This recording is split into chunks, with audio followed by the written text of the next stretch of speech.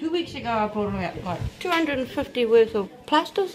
Yeah, sticky plasters? Sticky plasters. And they've all gone? 2 weeks later, we have nothing left. Right now she's in need of sticking plasters. Yeah. And this is what we've got to do for tonight. Hey, Rain. It's a Friday evening at the busy Fuel home in Hastings, and there's a grazed knee to deal with. It's bothering the morning for movement, Rain. Hey, you had a bit of a fight with the road and you lost with the... Hey, she tripped over a ball and fell on the road. That's why the grazes really hurt. Rain would appreciate it. So. Jo Whiu is having to rip up rags to bandage 9-year-old Rain's knee. Put that cold water over there, hon. There you go. I would have had a nasty bruise. Okay. Oh, can you please Alfie her down into the room? Jo's 46, a solo grandparent since she was 35. Oh, yeah. Is he still on its screen, Les? Okay, what time, Alec? What's the time? 10 to 7. 10 to 7. I'm Linda Chanwai Earl, and this is Flying Solo, a podcast about what it takes, what it means to raise children on your own these days. And the Fuels are the first of 6 families you'll meet through the series. Screen time is over. He gets an hour of screen time? Yeah, he can get an hour. What I like about that screen time thing is I can go back through the history and catch up on what he's done, even if he deletes it. Yeah. So it's on a bit of a monitoring system. Jo's one of 9,500 grandparents raising their grandchildren, a growing trend in New Zealand. Most have 1 or 2. Jo's bringing up 7 mokopuna. 2 things I don't do. 1, I don't argue with children. 2, I don't bargain either. I think everything needs to be done in balance and with love. The Fuels haven't done it easy. Jo had her daughter Lisa when she was 17, and Lisa in turn has had 8 children of her own. So yeah, not easy. All except 1 live with Jo, and the 3 eldest call her mum because, well, she raised them. It started 10 years ago when Peter came to live with her back when he was just 2. He's 12 now, but the good news is that their mother, Lisa, has also moved back in. I already have the 3 oldest ones. They're not in the picture with child, youth and family. But the 3 toddlers are, except for the baby.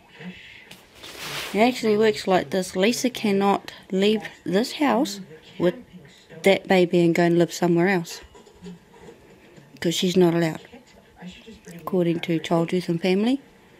So that's why Lisa's home here, learning how to look after her babies, focus on her babies, learn to love herself so that she's able to love her children. That's why she's here. She's been home here for about 1.5 years now. It does take time to get the good cheese. Sure does. After the long road, far out. You've had quite a long road, Lisa? A very long one and a not too good one, especially with my kids. What was the thing that pulled it all to bits?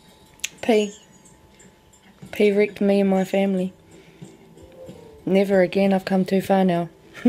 When did you first try P? Oh, a few years back now, and say, how old's Moko? Just about 5 years ago. So how old are you now, Lisa? 29, coming 30. So it's been a while. And I haven't touched it now for coming up 2 years, so that's it. Even better for me. I'm loving it.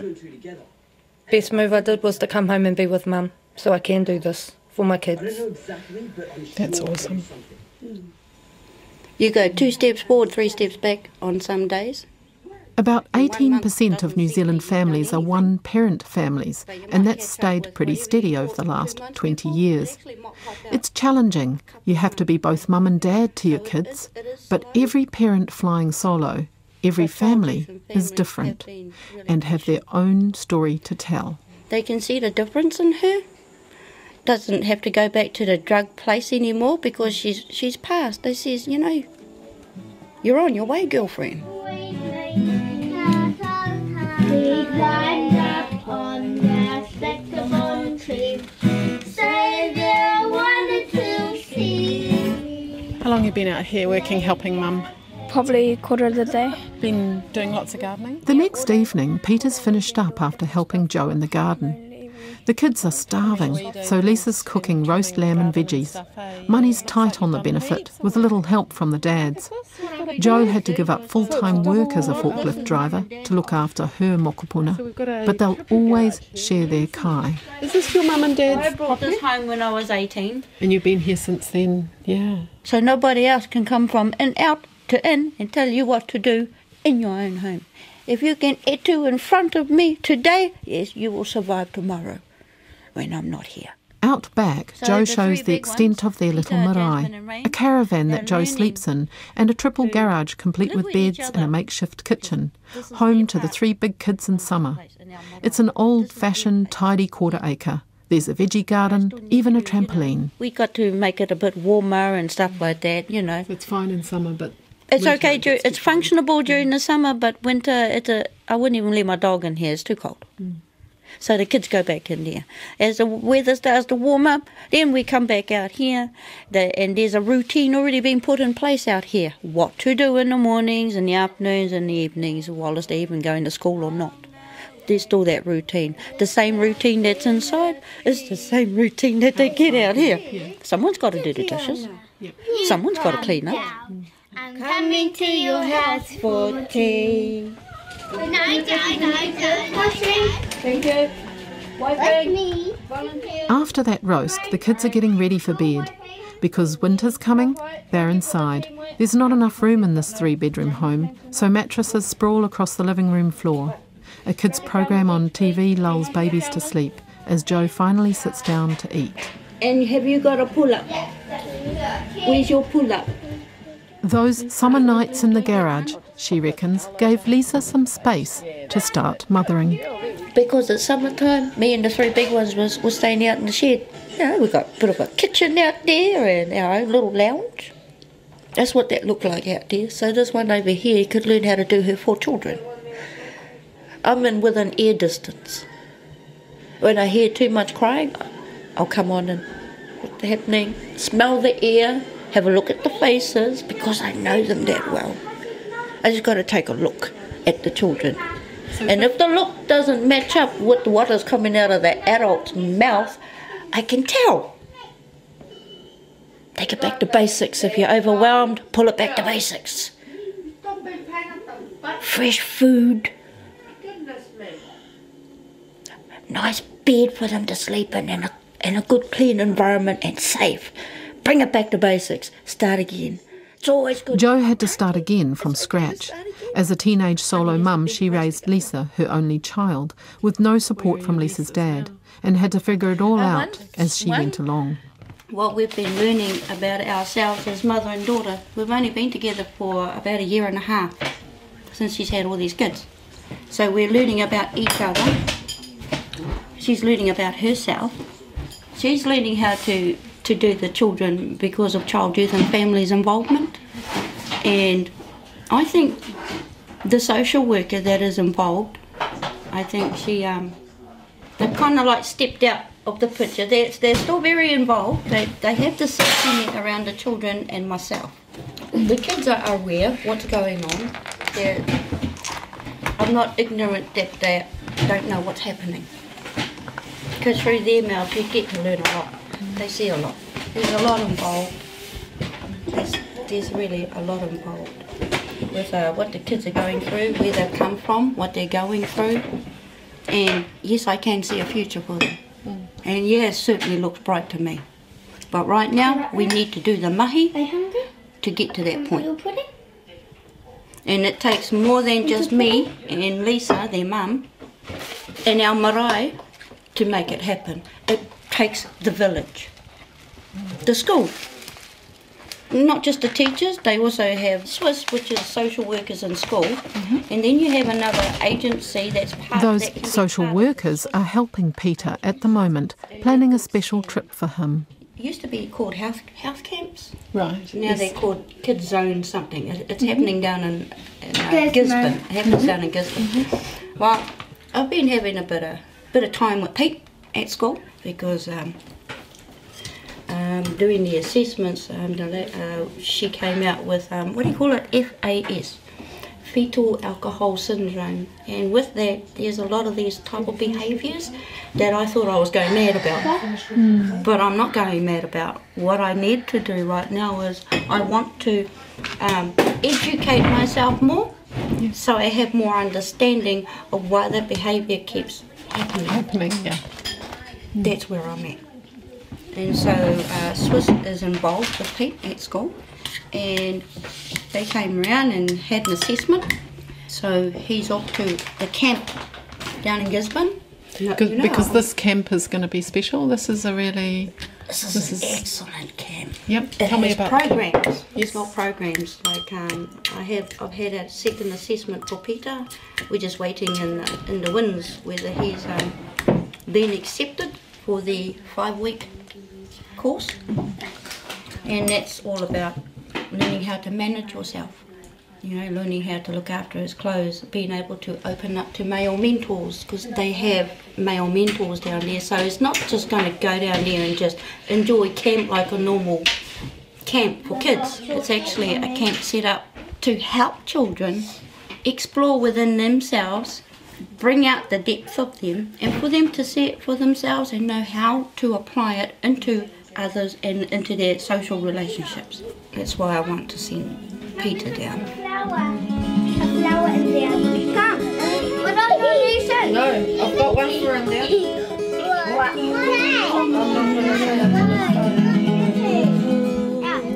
Jo was born in Te Awa Mutu. Of Ngāpui descent, she's lived in Hawke's Bay since she was a child.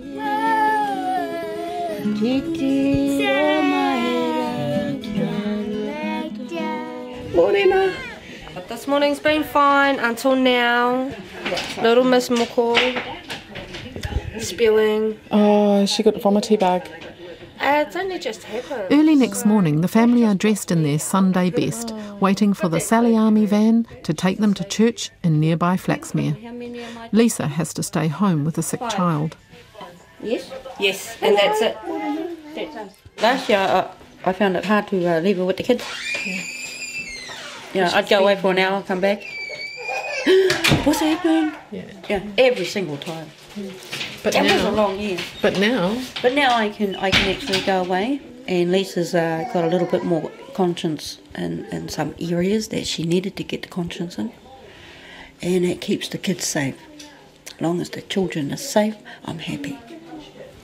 so Jo, you were just saying that one of the more challenging moments is planning to go somewhere, or the idea is there, but there's a lot of mahi that goes behind it actually getting to actually go somewhere as a group, because you've got 7 kids, 2 adults, and you've got a 8-seater, so one person has to miss out. So if you're missing out an adult, then there's only one adult with 7 children, which is too much of a handful. Well, it's out of ratio. Yeah. When you go for a walk with the school to the library, it's 1 to 3 or 1 to 4. 1 to 4 at the most, that's right. 1 to 7, Yep. and out of the 7, 2 of them can't walk properly. Yes, that's right. They're little wee babies. Wow. Yeah. Then you have to entrust those precious little gifts to others, and hopefully they will be careful when they're pushing the pram. There's the behavioural issues sometimes that goes with all that. Yep. All the way through the walk and all the way back from the walk, and actually there. Yeah. That's a big day. The kids might have had a great day. Physically, they've had a great day. Mentally, they went out there and did their thing, But for me, on the other hand, sometimes it's really exhausting. And the first thing I want to do is just get home. And sometimes it even kills the thought. What do you want to do? Sorry, guys, I'm flatlining today. Yep. You need just to have a cup of tea and a lie down. I just can't. Did you? And then there's issues on top of that. Oh, blah, blah, blah. You know what I'm saying? And there's that. It puts a friction in the ear. Yeah. That's a big challenge. But it's one the Fuels are learning to tackle with help from 8-year-old Jasmine. What do you call it? What? Wit. Excellent. What is wit, Jasmine? WIT spells for walk away, ignore, tell someone like an adult or a leader, even if you have anger. Because sometimes we do forget about the wit and we go the opposite way. And it's okay to safely just bring them back to the wit. That's what we're learning at the moment, right now as a family.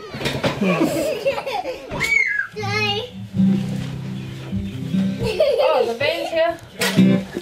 Hi, Mark. Hello.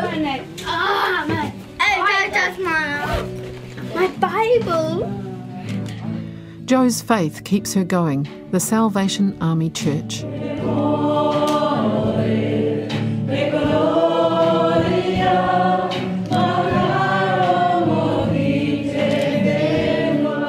Jo's super protective of her own grandkids because her own childhood was hell. I was raped for 12 years. I think it's amazing that you can also forgive your family even though you had been raped as a child continually. Yeah. And it's also what drives you to... I had to learn about that. I went down to the course called 12 Steps course, run through the Salvation Army down in the Wellington College that they have down there for Salvation Army.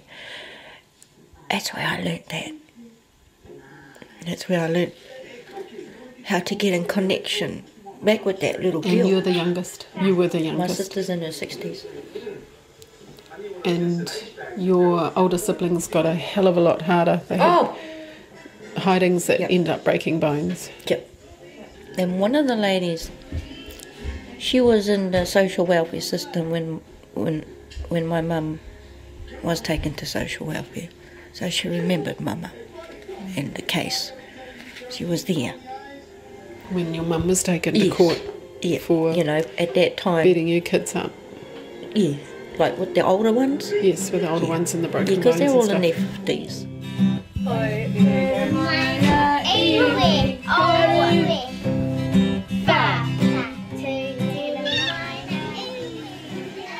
Did my girl grow up that way? No way.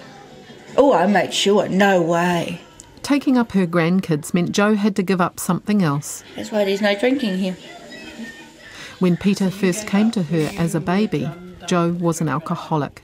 But being done for drink driving was her wake-up call. And when she found the Sally Army... I asked them. The only reason why I got to Salvation Army is because there was this big, huge sign on the wall. Me and the old lady was cruising around. I was trying to look for some church, take me on, because I didn't want to go and do PD down the road. How embarrassing is that? I thought, wow, church people are onto it, people. They got to be onto it, people. They're not in trouble like me. So it said, heart to God, hand to man. I didn't see the heart to God, but all I saw was the hand to man. So I went there. My main thing was the children need to be safe, they need to be fed properly, and they need to have a bath. If you can just do these 3 things here, we have a good beginning, because they didn't get any of that. We had to get back to basics, and that's how it started here. Basics. Come back to we're human, we hurt, we have feelings. Now, this is talking to 2 people that have been on P. Wow. They don't have feelings, they don't sleep, and they don't have caring for themselves, or let alone anyone else, but less for themselves. It's very hard. I had to get the scissors one day because I felt sorry for my girl. She didn't know how to brush her hair for months. Last time I looked at her, had this big, huge knot. She couldn't even put your fingers through. Cut her hair just that much off the scalp. She became a brand new person after that. Something happened, but the hardest thing I found was allowing her to hit the gutter. Because unless you hit the gutter, you're not ready to get better. And that was hard. And the kids had to go there too, in order for them to be taken. That's the hardest thing I could ever do in my life. But I loved them that much, I allowed it to happen. Because only now can they get healing. Only now is she accepting her role as a wahine and a mum. takes time to get the good cheese. There's little girls willing to wait. How does N70 spider go? N70 spider, And the good cheese is coming.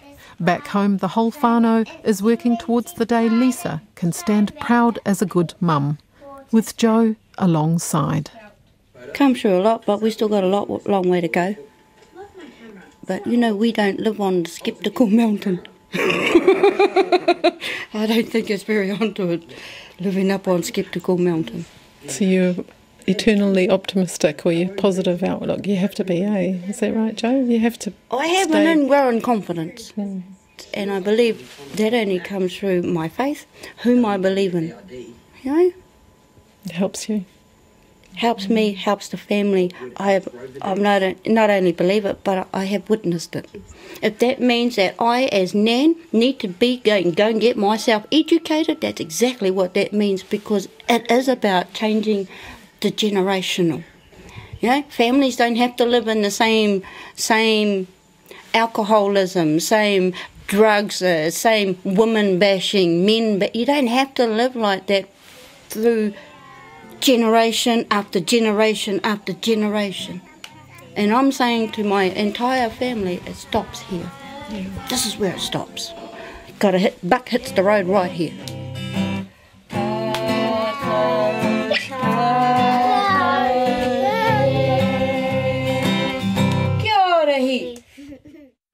I'm Linda Chanwai-Earl, and in Flying Solo next week, we meet Warren, a Pākehā solo dad. You can find us on iTunes or check out our webpage rnz.co.nz/flying solo.